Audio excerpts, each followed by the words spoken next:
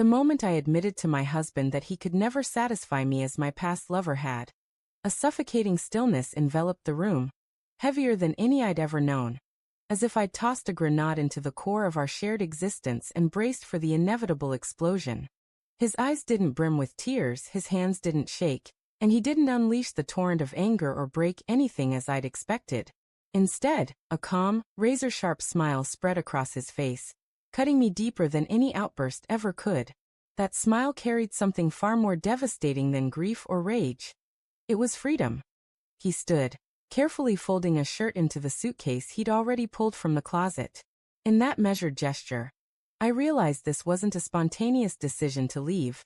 It was a choice he'd been weighing for some time, and my words had delivered the final, fatal strike with cruel accuracy.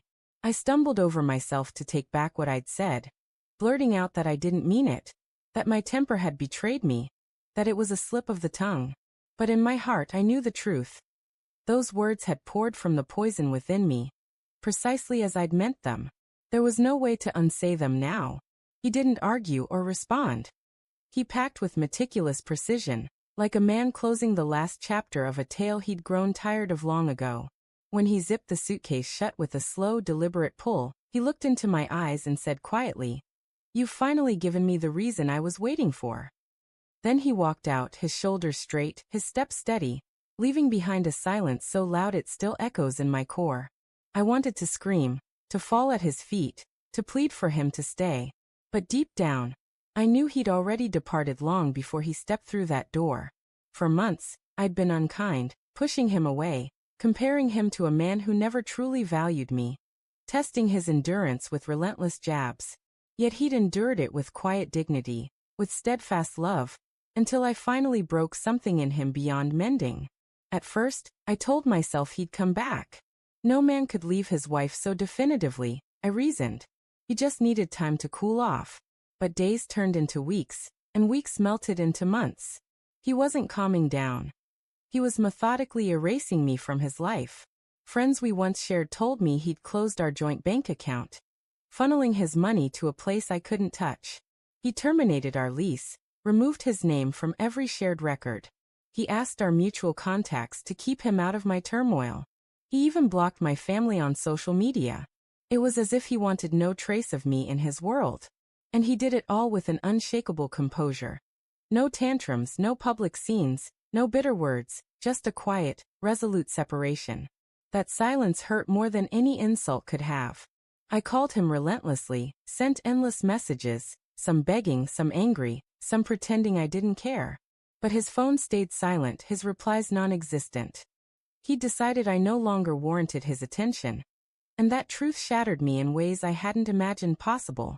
I'd always thought he needed me more than I needed him, that I could hurt him without consequence, and he'd stay, patient, forgiving, waiting for me to come around. I was mistaken. His strength was greater than I'd ever recognized. When I pushed him past his breaking point, he didn't fight back. He simply left, his integrity untouched, leaving me to drown in the ruins I'd built. In my desperation, I sought out the ex I'd held above him, hoping to rekindle the fire I'd claimed was missing. But all I found was emptiness. That man had never cared for me. He'd only used me for temporary entertainment.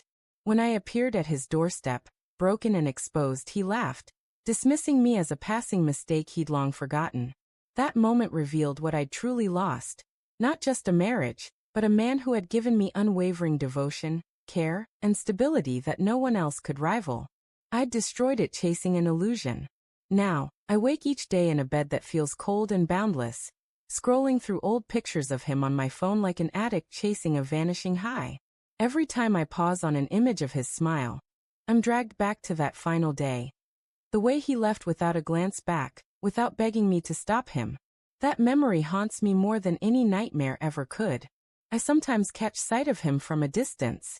He looks alive, unburdened, as if my betrayal lifted a weight he'd carried for too long. Part of me aches to run to him, to collapse at his feet and confess my remorse, but I know it's pointless. His eyes no longer hold the warmth of the man who once loved me. They glow with freedom, with quiet resilience, and with a subtle retribution that will linger forever.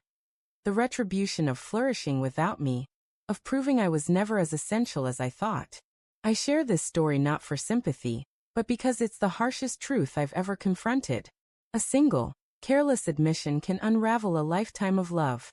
Pride can carry a man further than devotion ever could. And sometimes the most devastating punishment isn't anger. It's being erased, forgotten, as if you never mattered.